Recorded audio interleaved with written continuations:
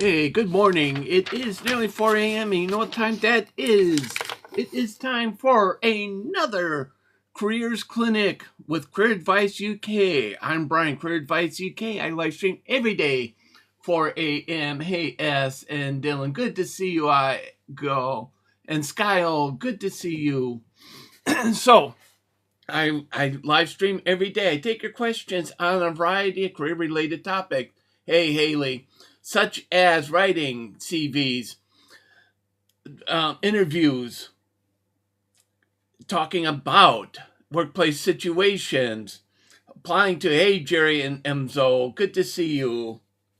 Talking about workplace situations, negotiating, networking. And today, what I'm going to do as we kind of get settled in and we get the day going, it's going to talk a little bit about um, networking and also using agencies to cut your job search time. Now, I know a lot of you out there are facing really difficult and very competitive job market as unemployment rises, means more people are entering the marketplace looking for jobs. And that hunt for jobs means that jobs hiring, those who are hiring, have a very big choice of who they can hire, and they can be very selective. And one of the ways you can kind of fight this selection process and get yourself in there quicker is by using agencies and using networks. And again, if you have used agencies before, they can become a part of your network. And the way agencies work, from my experience, is this. Usually you have to have some, hey, Emzo, thank you for the rose. That's very much appreciated.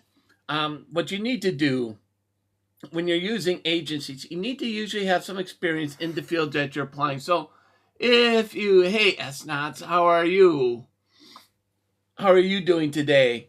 So you need to have about 6 months to about 2 years experience, depending on the agency and sector, to really apply. Because what agencies do for you is, oh, well, thank you for the finger heart. That's so nice, Emzo. Thank you. What it does do for you. Well, thank you so much, S-Knots. That is really appreciated, and it keeps me going. I love to hear things like that. What agencies do, because they require that you have some experience, they can put you forward. It makes it easier for them to put you forward because they know that employers will like that. Oh, well, thank you for the perfume. Oh, that's amazing, Emzo. Thank you. Thank you so much. And they know, that they can put you forward. Employers will take a look at you. They will take a look because you do have the experience that they're looking for. So it makes it easier. It makes it quicker to get you through. As for me, I work in contract management in the public sector. That means for me, I have to do a lot of networking to find out who's hiring because it is a very competitive market out there, and the jobs, especially after COVID, have kind of really, it's gone back and forth. Because post-COVID, I saw a lot of the jobs drying up and people were beginning to hire instead of using agency. Now, with the new government administration in, thank you for the follow, S-Knots. With the new government administration in, there has been a bit of a swing back. And so now I'm getting a bit more contact from agencies for work in the public sector for contract management. And so what they do, oh, well, thank you, S-Knots, for the rose. Thank you. So what they do is they put you forward. It helps to cut your search time. And I'll give you the example. It's taken me about 3 months when my contract ended and before I start my next job later this week. It's about a 3-month gap. And I only had to do 2 interviews. One was a job that I found was my old job where I had to apply, and the other one was the agency that actually got my job. So I only had to interview twice. So that's 2 interviews. And again, it is a lot of chasing, following up, keeping in contact with them, giving them the time to speak with you, to let them, to find out what they have to offer. Does it meet your requirements? Putting together a very special, detailed CV to meet that role requirements so they can put you forward. And then you get the interview. And most of the time when I've worked with agencies, you're the only one that's been put forward for it. And in this situation, I was the only candidate. And when I interviewed in the late morning at 11, and by 3, found out that I had it. Very quick turnaround, so you do get a very good turnaround with agencies. And again, when you're talking about networking is something that you really need to do if you haven't. And networking involves anything. It involves talking to using LinkedIn. LinkedIn is a great way to network and to find out what's coming up and who's hiring. Just by joining groups and engaging with people, it is really a good way just to keep up to date. The other thing, I'm doing good, Ramatu. How are you doing? The other ways are like attending networking events.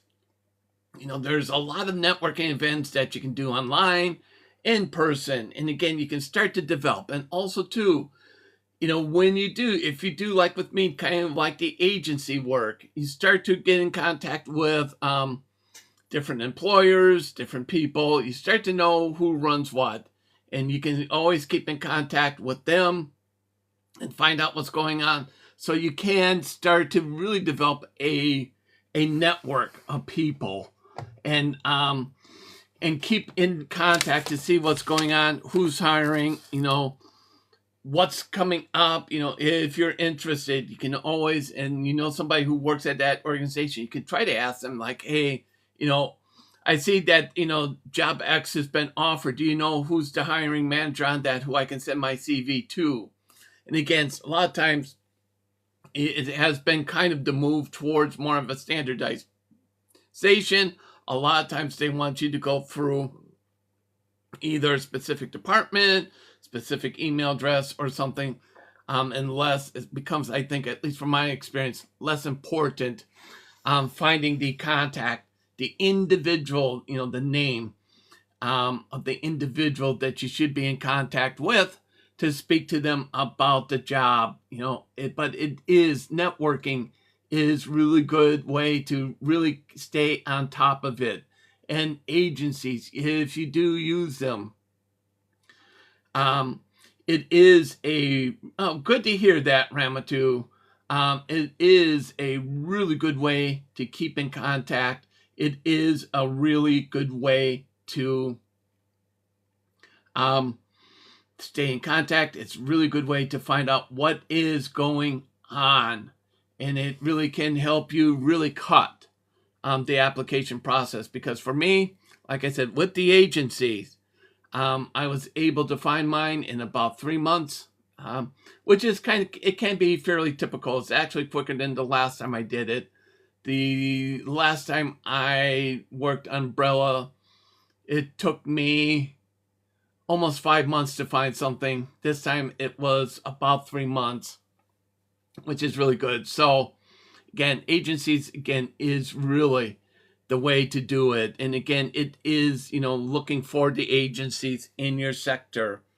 I can give you a few, but because I work very kind of niche, it is Hey Jared and Red Tip. Good to see you. So there's a couple. If you're looking for kind of just basic generic ones, the basic generic ones that I always would say to you is look at Adecco, Blue Arrow, and Hayes are the 3 really good ones to look at for agencies. If you're very much administrative, then it is Office Angels can be a good one. But what I found from my own experience, Office Angels tends to be very much entry level admin.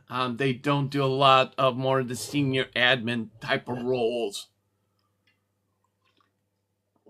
And Hayes does. He can do a bit more with Hayes. Hayes is pretty good for job search, job hunting. Are the three. So Blue Arrow, Hayes, and Adecco are really the three good ones. And I would say like Office Angels, if you're doing entry level admin, would be the other one I would say. But beyond that, again, there's a lot of specialty ones, again, that really focus, especially like warehouse. I don't know many of them because I don't do warehouse work, so I don't know. And the other things to do is always try to keep in contact with, previous employers, kind of always, follow them on LinkedIn if you can, or LinkedIn, and again, people you work with, because it does become a good way to kind of keep in contact with someone should you decide, you want to go back, or if they have contacts, with other organizations, again, they could maybe do a bit of asking for you again. So it's always good to develop a network and to draw on that network. So yeah, so if you're just joining, you do like the feed, please like, please share, and please follow. If you do feel inclined, but you don't have to, please think it's because it really helps me to know what resonates, what do people like, and it helps me to plan my content. And so if you are, and I've spent a bit of time last couple of days talking about CVs, and especially for CVs for those who have graduated university. Because if you are just graduating university and you are really struggling to find a job, just to let you know, yesterday I did a little video on 7 tips to help graduates through the job searching process. So if you just recently graduated university, check that one out. I do, like I said, I do have seven tips to kind of help you out when you are looking for a job. The other thing too is if you are just recently graduated, or you're just starting to look for a job and you are sending out CVs and they're not getting a response, there is a reason. So if you are sending out CVs and getting no response, there is a reason. So there is a reason that you're not getting a response. Even, you can go to a certain extent, say it is competitive, because it is competitive out there in the UK. And so part of it will be, you're not going to get, probably the response if it was less than 4%. So if it was like 3.5%, you may find that you get a lot more responses. But because it's 5.1 and it is very much an employer's job market, well, thank you for the likes. You will find, hey, good morning, Oraxon. You will find it is, very much, hey, old school, it is a lot difficult to get a job, to get a response back. And so you really need to make that stand out. And what I do, talk about, especially with, with my content and all, is it really, when you do send it out, you need to take the time, and it really needs to align with,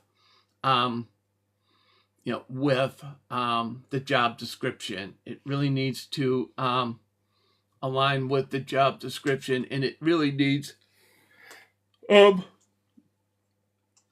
be very much spot on. And it's, I kind of learned through my experience, having the experience and ticking all the boxes pretty much it's not as good enough as it used to be. Because I can give you an example. I applied for one job, and I ticked all the boxes except for one, and that box was I didn't have the sector experience, but I had all. Hey, Jim Ferguson, good to see you back again. It is one of those difficult things. So it is you do really need to make sure everything kind of ticks when you do. So if you do have a question about CVs, or if you have an interview today, and do you have a quick question? Because what I do find sometimes, hey Jason, good to see you, with these live streams, a lot of times, sometimes people will come in, they have the interview today, and they'll start to ask a slew of questions, like what type of interview tips would you give, how to answer this type of question, how do you do a quick crash preparation for an interview that you have today. So if you have an interview today and you're struggling to kind of prepare, or struggling what to do, or worrying about are you going to get asked this question, or you're wondering about if will they ask me this in the interview, or how do I document or show evidence that I've done this or that, or how to even answer an interview question, all that. If you have all that, let me know. I'm more than happy to pick it up and to answer that for you. Hey, Adam, good to see you. Thank you for joining. So if you do have a question, feel free to ask anything on interviews. Like I said last week, spent a lot of time talking about workplace issues, and yesterday spent a time talking about starting a consulting business. And it is very, it is very interesting. I've been getting a lot of startup business questions, and I think part of it has to do with rising unemployment, because there seems to be I see. Good question. Give me a moment.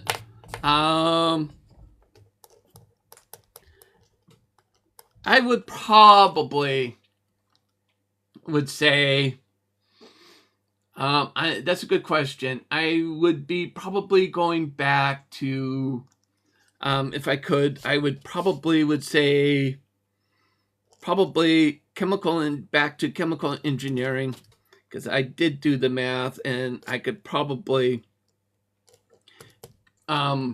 get through the physics. The physics math wasn't the hard part. Physics just bored the living hell out of me. And I just really lost interest in it. So I would say chemical engineering, or again, computer programming would be the other one back in the day, because I did try computer programming, and I think for me, I think it just takes a lot of time, and I'm just not I guess motivated enough to really sit there and write lines of code. But I think, for me, it would be back on chemical engineer, or I would, if I had enough motivation, aerospace engineering would be the two, the three would be the three careers I would go back to, and look again. And I guess the other one would be, I did do a bit of exploration on mathematical engineering. It would be. It is quite fascinating, and it is one that really opens up a world of opportunities. Um, it opens up again. It goes into defense and designing planes and stuff. Anything flies. You know, and I think that would have been a really good one to get into. Chemical would have been the other one, chemical engineering. And I think for me, I always enjoyed the math and science, and I think I would have been able to been quite good. I just, like I said, physics just bored me, and I just the subject, not the math. The math I could do for physics really easy, but um, the ideas. Um,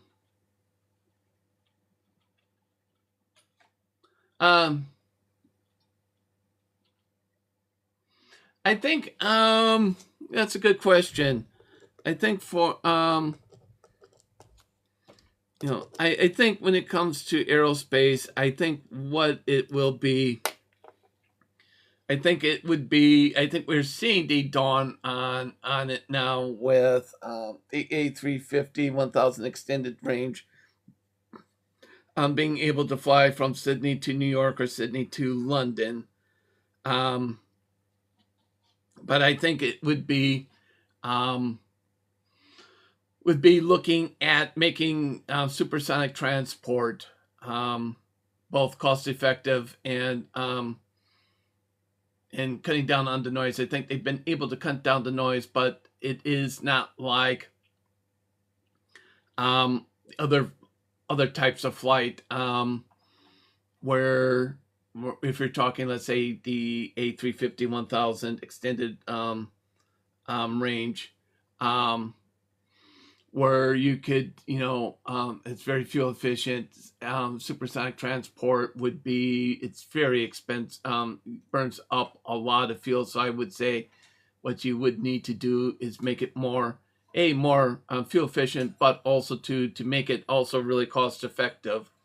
You need to be able to fly a lot more people. And like when you did Concorde, one of the reasons why Concorde really failed, and why it wasn't picked up after one crash. When again, you've had other planes that have crashed, and they still continued on.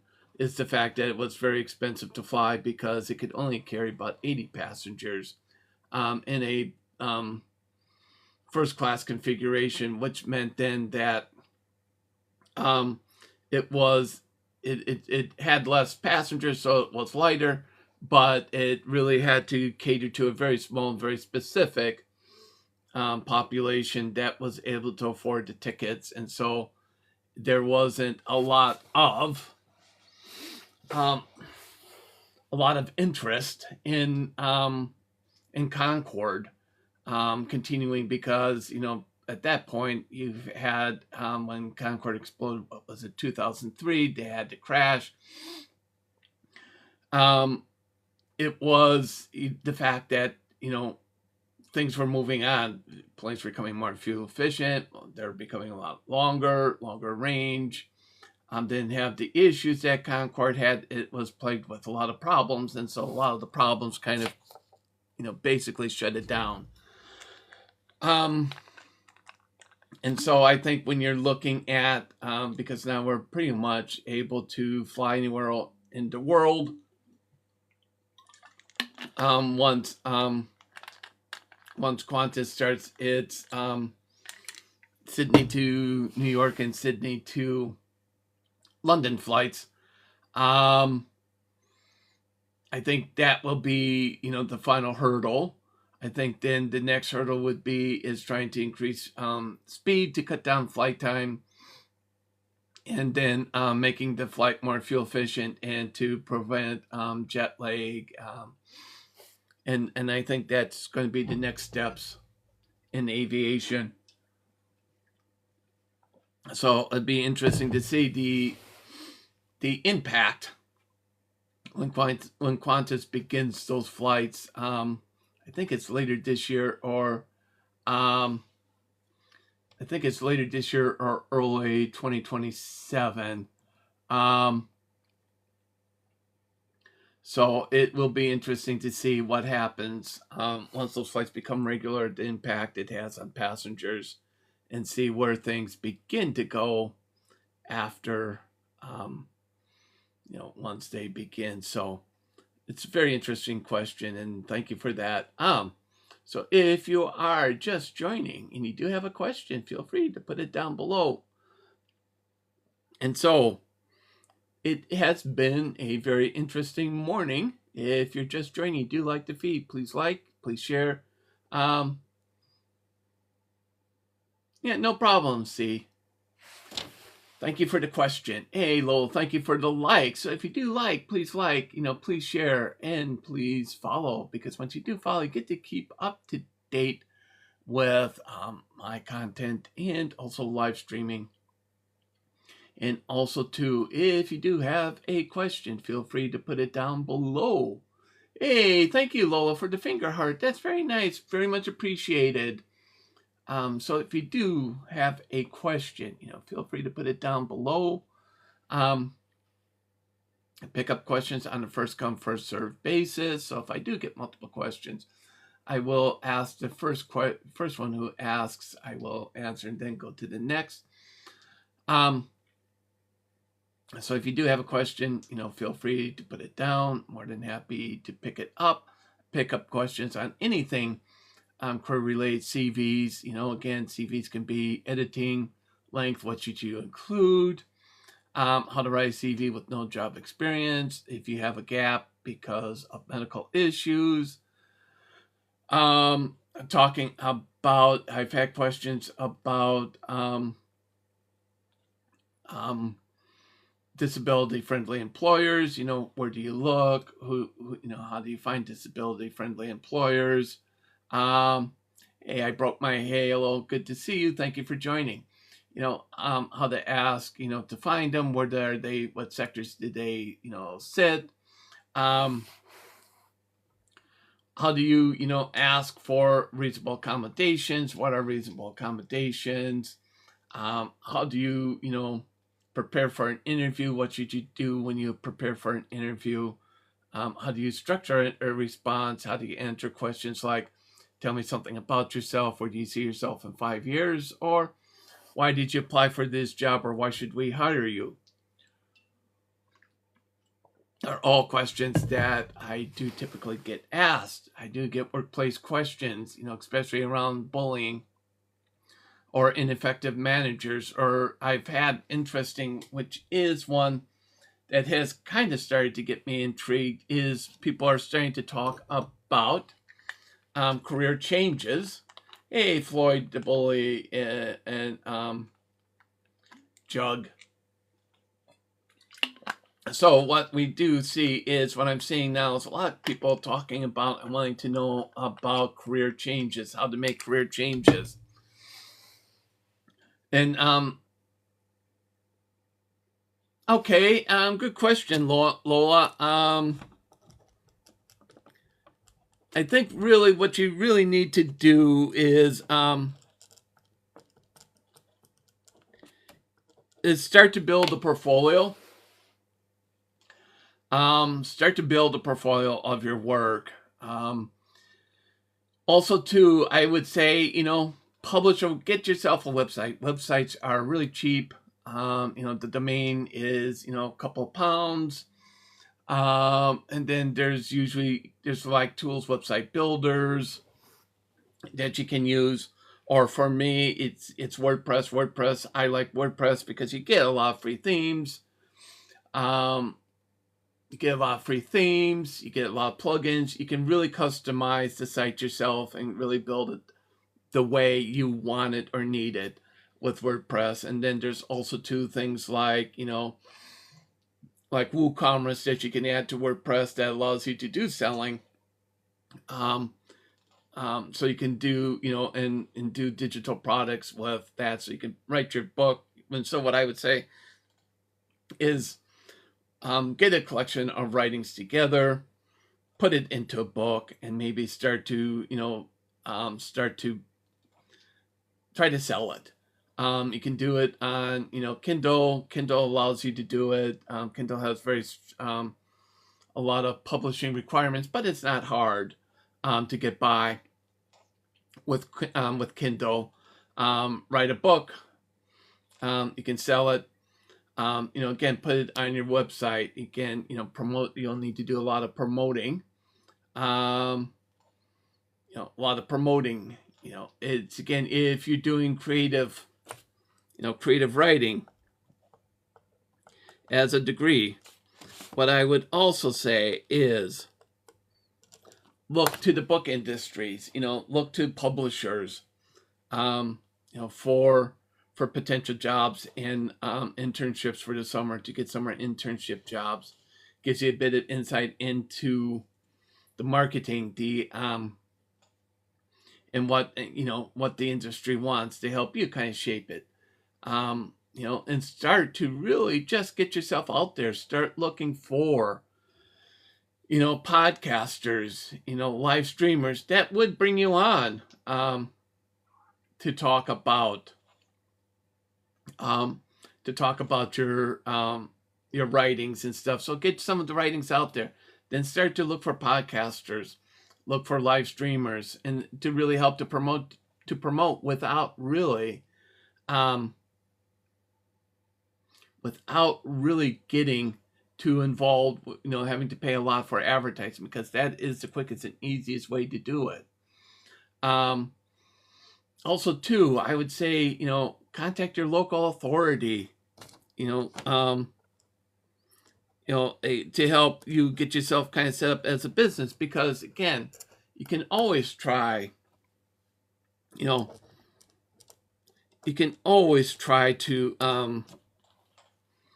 do it, with a website, but what you really need to do, too, is kind of get yourself set up as a business, so you can start to market yourself and really just kind of create your own narrative.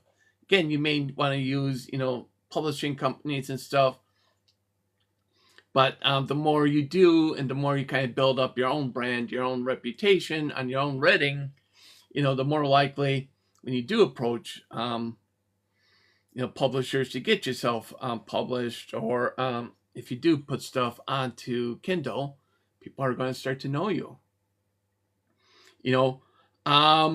People will start to know you and start to get used to you and know who you are. And it will be, something to really, I would say, if you want to get into the industry, I think it really depends on, again, like I said, depends on how you define industry, because if you're going to look to work for them, then I would say to you, the route to go would be, try to get a summer internship, working for a publisher, like Penguin, Random House. Get one of those, try to work for one of those. Or if you're doing creative writing, maybe look for working at a magazine. Look for doing a summer internship magazine, get some experience there. But I think really with the advent of AI, with the advent of Kindle, with the advent of, website development, what I really think is the way to go, in my opinion, strictly my opinion, is to do a lot of it on yourself. But as you start to get yourself built up, start reaching out to them, because I think, in my opinion, I think you will at least begin to, hey, Cammie and Cole, you will start to really see, make it probably easier, because you do have a reputation. You do have stuff out there. People can take a look at it and make their own judgments, than kind of coming into it cold. And again, if you want to work for a publisher, or let's say a magazine, maybe online or print or both, if you have some of your own work out there, you can say, hey, look, I have my own website. I have, I've sold X amount of books. I have, I've been on this podcast. I've been on this live stream. talking and promoting. And then those types of experiences, you can actually use on your CV, and say, I own my own little business, selling my books on creative writing. I've done a lot of creative writing, and I've sold, X amount. This is what I have, and it gives you it gives you to get real world experience without really having to look for that internship, because you are doing your own kind of business, creative writing industry. And so, it is something, to at least consider. The other thing to think about too is, if you do start your own business and you want to work for, let's say, a publisher, one of the questions they may ask you is how you're going to balance the two. And that, you may wind up, having to compete against them, or they may see you competing against them. So, it's something to kind of consider as like medium or long term, but it is at least a way to get you that experience, to kind of get you out there, and helps you to decide, which way you really want to go. Because the more you do get yourself out there and kind of experience it, setting up your own website, setting up your own small little publishing business on your books and stuff, and selling it, the more skills it does give you, that you couldn't get really in the classroom, or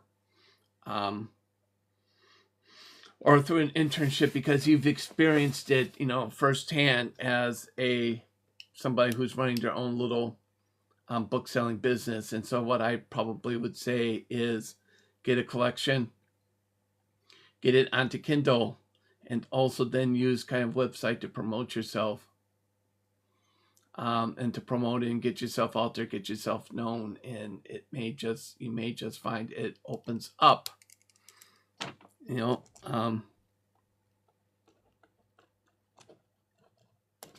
so it is. So that's a very good question, and thank you for asking that.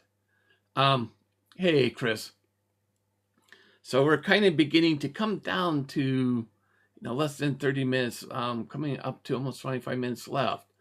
I'm Brian, Career Advice UK, and I live stream every day, 4 a.m. Greenwich Median Time, taking your questions on careers, anything career related. And today we've been talking a bit about kind of what I would have done for a career, and also how to get into the writing business. And also too, spent a little bit of time just in the beginning talking about networking and using agencies. And so, to help you cut your job search time. So if you want, if you have a question on how to use an agency, what agencies work or whatever, feel free to put it down below. I've also talked a little bit on the CV end of things. And hey, Daniel and user 40422, and how to use, CVs. If you're sending out CVs, and you're getting no response, that typically means that there's something, not working. And it's really easy for me to kind of do a quick little assessment and kind of work out where it is, and kind of give you a tip that may help you get that CV into a interview. Likewise, if you are, taking a look at interviews, and you have an interview today, and I do get this from time to time during my live streams, people will ask, hey, I got an interview later today, haven't prepared, what can I do really quickly to prepare? I can give you a few tips and advice. Hey, TS, how to prepare, what to do, to help you. So if you have a question, feel free, on anything on how to write a CV, how to structure a CV, what to put in a CV, how to edit a CV, how to get your CV so it doesn't get rejected by the ATS, the software that's used to screen applications and CVs. How do you get yourself through, what do you need to do? Again, if you're doing interviews, questions like, how do you answer questions like, tell me something about yourself? Where do you see yourself in 5 years? Why did you apply for this job? Why should we hire you? Um, you know, happy to answer those. Likewise, if you are wondering about how to negotiate pay, starting salary, how to get more money from your job, how to begin, those conversations about wanting more money because, rising cost of living is becoming really tough for a lot of people in the UK. So how do you approach your employer about getting more money? Is another one. Happy to do that. Again, today talked about networking. How do you network? How do you cut your job searching time? What is it that you need to do to really cut your job search? Hey, Zach. Hey, Henry. How do you cut your job searching time using agencies, using networks? What do you need to do to network? And also too, I do get a lot of questions about workplace issues, like especially around bullying and poor managers. Career changes, again, it seems to be one that's kind of coming up again. For me, career changes kind of ebbs and flows.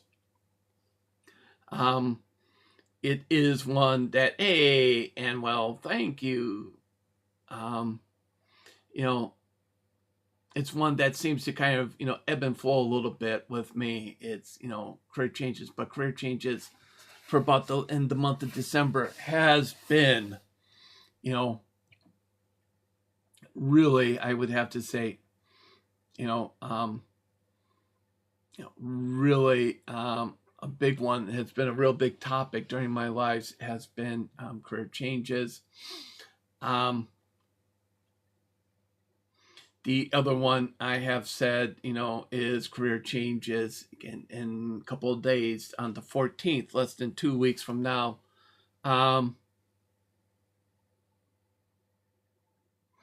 Hey, Josh.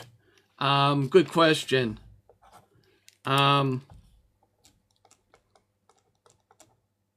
So have you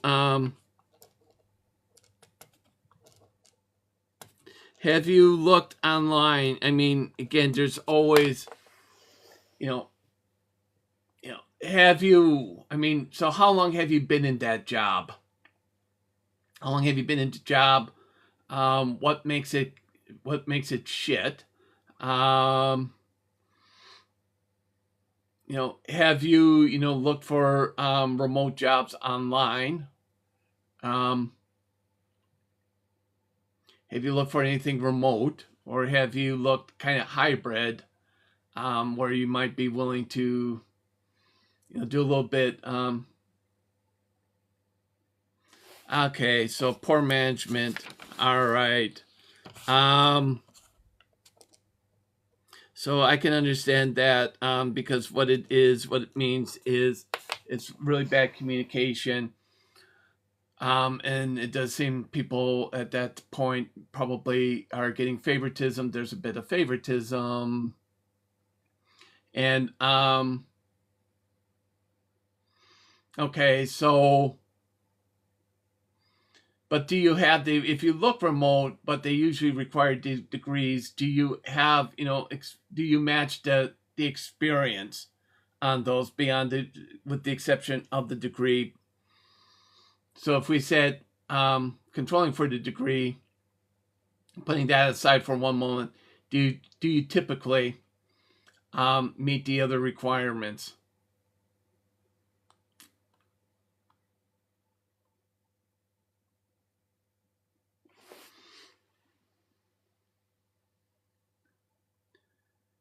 Because I think if you're looking, this is kind of one of the dilemmas I know in the UK here when I get people on the lives.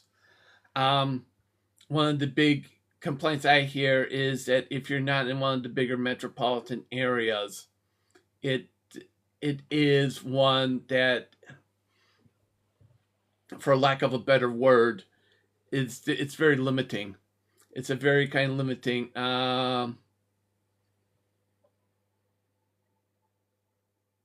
Okay.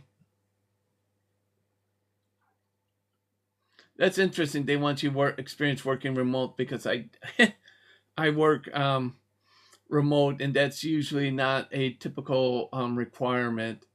Um, so I would assume then you are you're outside that hour drive. Um, because I do work remote, and that's never really been an issue. Having experience working remote. Um, so I think there's a couple things to kind of consider. If there is, I would probably would say, oh, okay, sorry about that. Okay, I understand that you want the experience. Okay. Um, so what I would say is, um, if you do, because if they say they want you to have the experience, and experience is really subjective. Um, because if you go through the job description and you can say to yourself, yeah, I've done this, I've done this, I've done this, but I haven't had that job title or done something similar, then what I would say to you is use a functional CV. What I would say is create a functional CV. Use a functional CV to highlight your skills and put it in and just see if they will, you know, say, yeah, this individual has the experience that we require. We're going to get them the interview. That is one way. It's to submit it and not use a chronological, because chronological will really draw out um, the the lack of experience, the lack of you know, and draw it out. But if you've done the tasks that they ask for in the job description, then you can, like I say, use a functional CV. The other thing is start to look at what is required for you to do the remote. What is the requirements for the experience that you need, and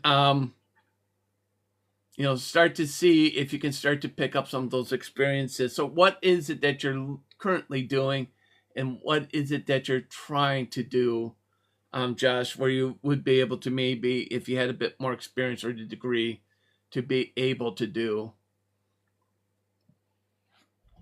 Because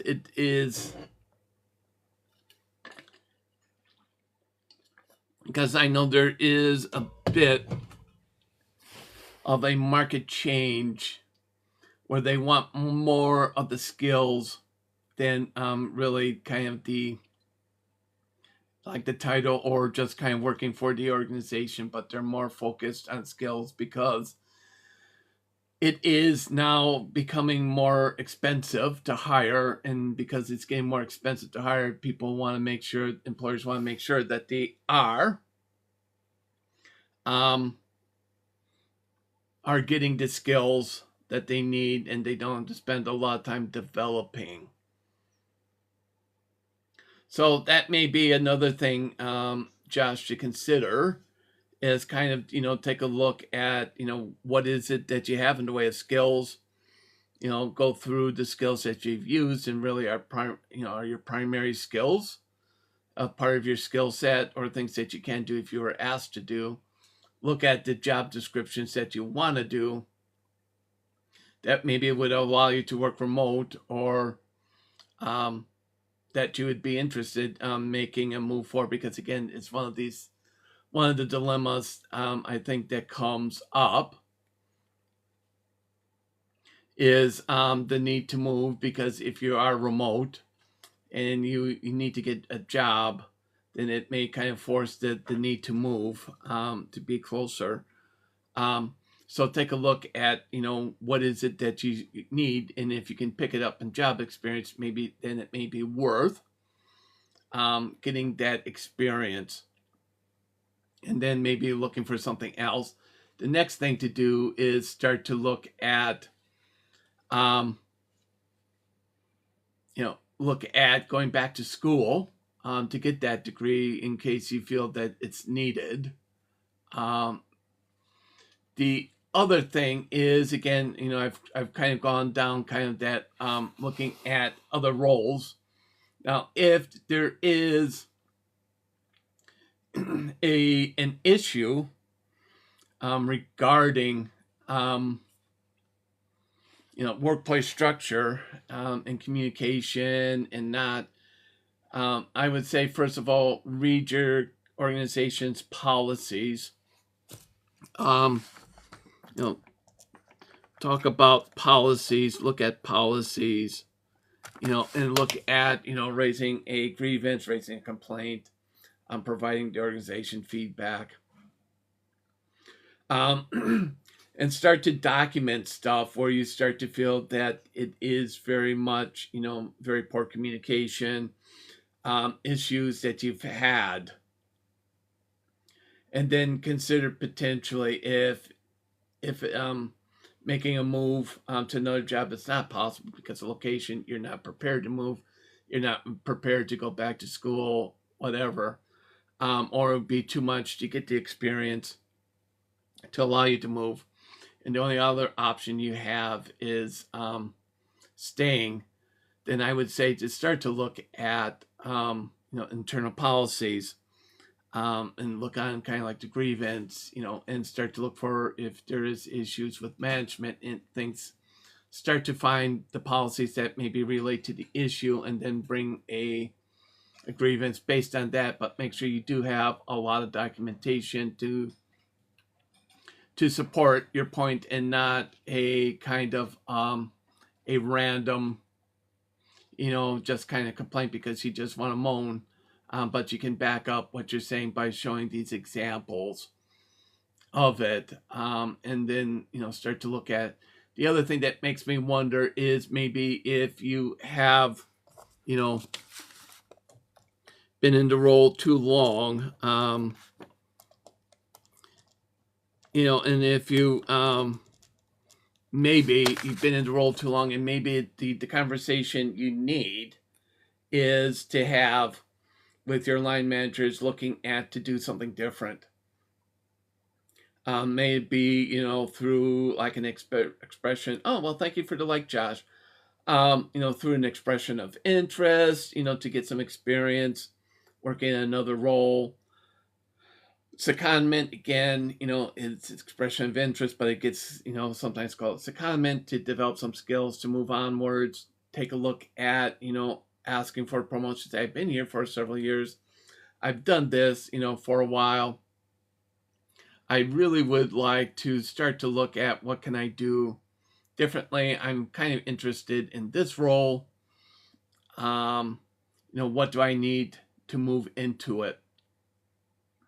And if you're in the UK, it is probably, depending on, hey, Art, thank you for the like, depending on, on the financial calendar and their calendar, they're either going to start to do the yearly performance reviews now, or kind of in between April and June, when the new financial year starts, is the other time that organizations tend to do it. So it's one of two.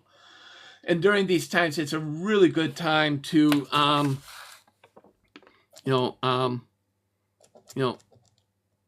it's a really good time to bring up, you want to move on.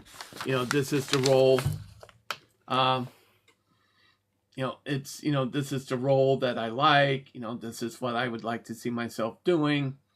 What do I need to progress into it? And I think for me, this is kind of the courses or the training or the experience that I need internally to do it. Externally, if they do provide some support for you to do some external development. and saying, this is what I would like to be part of my personal development plan. Now, you may be a bit nervous about it, but I can tell you, speaking from working as a line manager and doing personal development and performance reviews, the one thing that really resonates with managers and the organization are employees who bring forward, and wanting to develop and move in the organization. And so a lot of times that opens up, conversations like, we may be on this team, on your team, we're looking in 6 months to bring this role up, and I think you would be well suited, type of thing. Or like, this sounds like a good idea. I know so and so maybe is looking to leave, and I think if they do leave, I think you'd be a strong candidate. So I would say kind of keep your eyes, watch on it. Kind of keep your eye open to see if it comes up as an EOI, and I'll put your name forward, type of thing. And it gets part of the whole development plan and conversation. So again, it's a good conversation to have, especially if you're in the UK, to sit there and have and really take that time to discuss with them, your career aspirations. And your career aspirations, where do you want to go? How do you want to progress within the organization? And sometimes that will kill the malaise. Like, I really don't like management. I don't like the structure. Things are kind of favoritism. And sometimes it is a sign that it is very much a bit fatigued. You kind of been in the role a long time and you're ready for something different.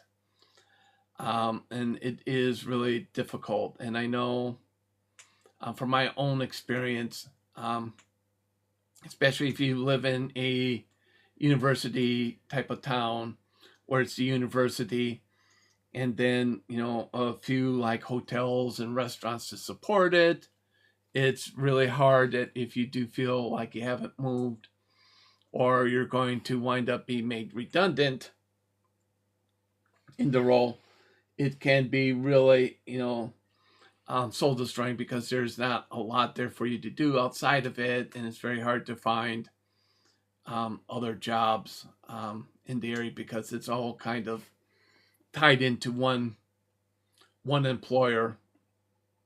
And because, well, thank you, official, for the likes. So it is one of these ways that, a lot,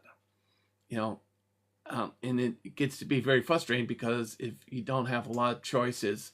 So I think the three things to really look at is, one, is look at going elsewhere and kind of exploring the opportunities. And if it means, consider moving, consider that, or getting the experience or education to move, to allow you to move into another role elsewhere. The other opportunity would be to look at, bringing a grievance, but those tend to, hey, Ruben, yeah, I start later this week. I still have to think about what I'm going to do for my live streams later in the week, because I do have to travel one day for it. It wasn't that long. It took me about 3 months, which is kind of typical, which I was kind of surprised. Didn't have to interview much this time around. Just two. I only had 2 interviews, and the second interview I got the job, so I was pretty happy with it. So yeah, so take a look, maybe grievance, if you think that's the best way. Or if you're in the UK, you will start beginning to have the PDP and performance review, and where do you talk about where do you see yourself going, to have that conversation, to do a bit of. And I'm also trying to launch to kind of cover the really sporadic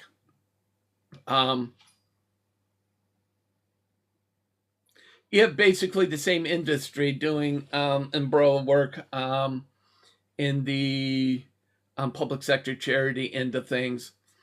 Um,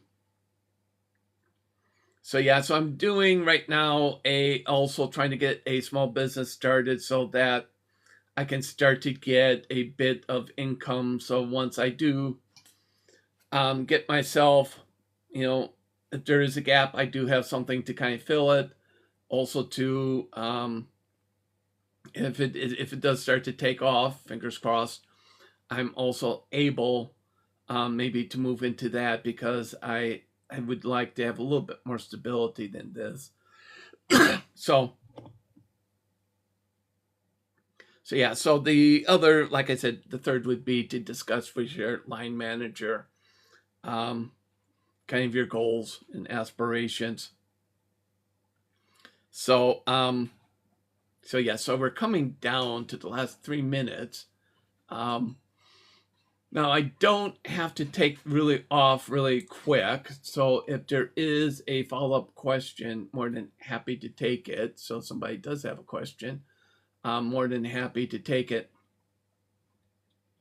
And I just, as a reminder, just remember I will be back tomorrow, 4 a.m. Greenwich Median Time, taking your questions on CV, cover letters, workplace issues, negotiating, networking, agencies. That's a good question, Ruben. The easiest way to do it is, I would say, LinkedIn. LinkedIn is one where they will do a lot of the jobs that at least I apply for, come through agencies. LinkedIn is one. If you are CV Libraries, also another one that's really, I think, geared more to kind of like senior admin, sales, and kind of like below. They don't do a lot with like middle or senior management. So if you're kind of senior admin, sales type of jobs, trades and stuff, CV Library is a good one. And there's a lot of agencies on there.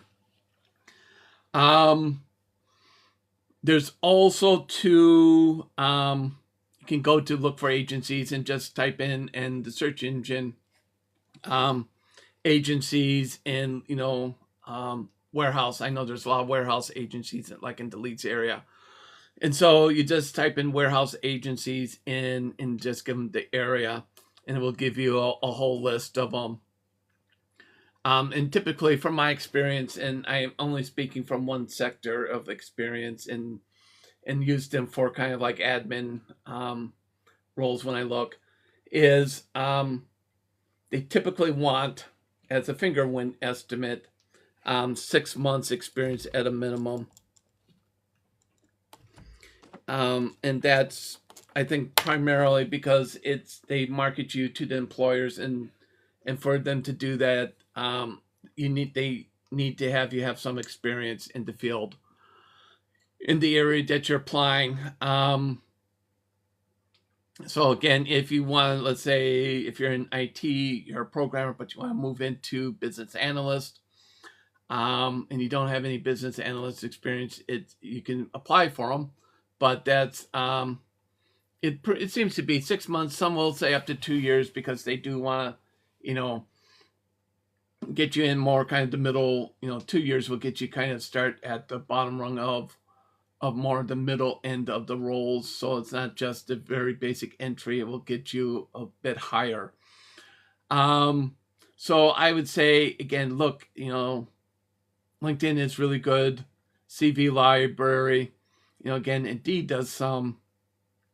And then start looking for agencies, the typical ones, that I come across a lot will be Adecco, Blue Arrow, Office Angels, but Office Angels, from my experience, seems to be only really entry level admin. So there's nothing really middle or senior admin work with them, at least from what I've seen. Hayes, Reed does have, now they used to be their own kind of agency, but now it seems it's kind of moved into where they're kind of a job board for agencies. So Reed may be another one to take a look at. And so I would say really kind of, do a bit of, searching, and you will find agencies. Agencies, I think, are really good when you're looking for specific roles, when you have experience in it, because it will start to cut down on the time to search. And there's also too what you have to kind of remember too as you do search. There seems to be kind of a bit of an ebb and flow with hiring and stuff. So right now, coming up is, if you're especially in the public sector, January starts the beginning of Q4, which means it's the end of the 25-26 year. And businesses and organizations will get their budgets if they haven't already for 26-27 very soon. And once they get their budgets, some will start to begin the recruitment process so that they can hire and get people in place once their new budget becomes effective. So this is one time to start looking. The other time tends to be after universities graduate, July, August, September. Tends to be a very big hiring time too. And for me, I do tend to find summer from May until probably August tends to be very quiet. And so I think it's, I think for many, it's a very important time to remember, as you're applying, there are kind of peaks and valleys in it. So if you're applying public sector, you may find in the next couple of weeks, you may start getting interviews because they do know they will start to get their budgets, and so they will be doing hiring based on projected budgets. So again, just kind of keep on top of that.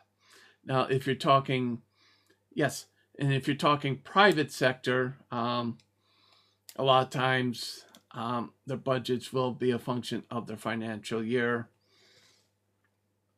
And that will typically can be either when, when the budget ends, the financial year ends, which is, the 5th of April, or if they have a different counting for their times, that will be different. So, always do a bit of research on companies to see when their years end, because that may tell you right around that time they may do a bit of hiring, because they do have new budgets and have the ability, at least some resources, maybe to do some hiring. So kind of always keep an eye on that. So just remember, I live stream every day, 4 a.m. Greenwich Median Time, taking your questions. And want to thank you all for the gifts, the likes, the shares, the follows. And I will be back tomorrow, 4 a.m. Greenwich Median Time. Thank you all.